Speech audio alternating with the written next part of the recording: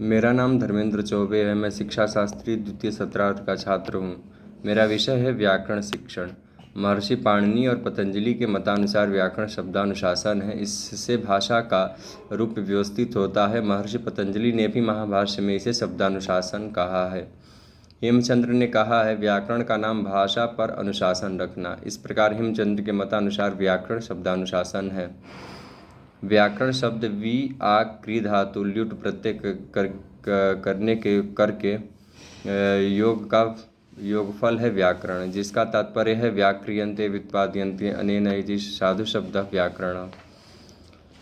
व्याकरण की विशेषताएं हैं। व्याकरण भाषा की शुद्धता का साधक तथा साधन है, साध्य नहीं है। व्याकरण भाषा का अंगरक्षक तथा अनुशासक है।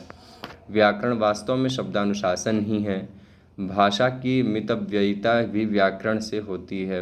वाक्य की संरचना शुद्धता उस भाषा के व्याकरण से आती है।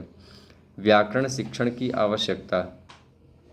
व्याकरण की शिक्षा भाषा शिक्षण का अनिवार्य एवं महत्वपूर्ण अंग है। व्याकरण भाषा का दिशा निर्देशन करता है और उसे सरलता से अपेक्षित लक्ष्य तक पहुंचाता है।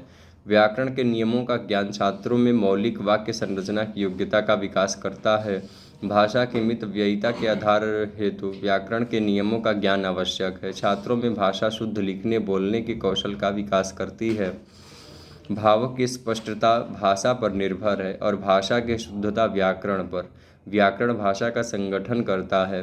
व्याकरण की जानकारी के बिना भाषा शुद्ध नहीं हो सकती। इसी कारण व्याकरण का ज्ञान प्राप्त करना अनिवार्य है।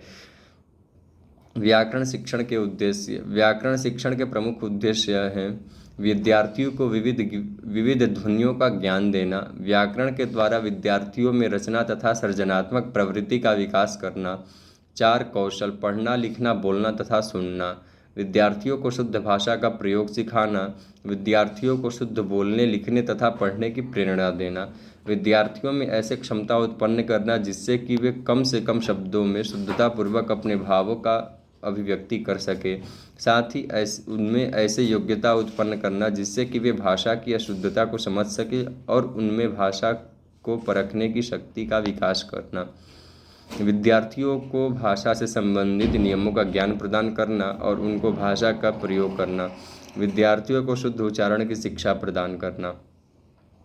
चैंपियन के मतानुसार व्याकरण के नियमों का ज्ञान छात्रों में मौलिक वाक्य बनाने की योग्यता उत्पन्न करता है। मितव्ययिता के आधार पर व्याकरण का ज्ञान आवश्यक है। यह छात्रों में शुद्ध रूप से बोलने एवं लिखने की क्षमता पैदा करता है। व्याकरण के प्रकार। आज ज्ञान के क्षेत्र में विस्फोट हो रहा है। सभी अध्ययन क्षेत्रों में ज्ञान की वृद्धि अधिक तीव्रता से हो रही है। इसका प्रभाव व्याकरण पर भी हुआ। व्याकरण आज 3 प्रकार के हैं: शास्त्रीय या सैद्धांतिक व्याकरण, व्यावहारिक व्याकरण, प्रासंगिक व्याकरण। व्याकरण शिक्षण माध्यमिक स्तर से एक कौशल है। संपूर्ण भाषा सीखने के लिए पढ़ना लिखना बोलना तथा सुनना कौशलों का विकास होना चाहिए।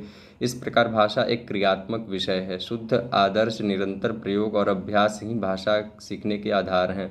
अतः प्रारंभिक अवस्था में बालकों के सामने शुद्ध भाषा का प्रस्तुतिकरण करना और बालकों द्वारा उसका अनुकरण और प्रयोग करना भी उपयुक्त विधि है।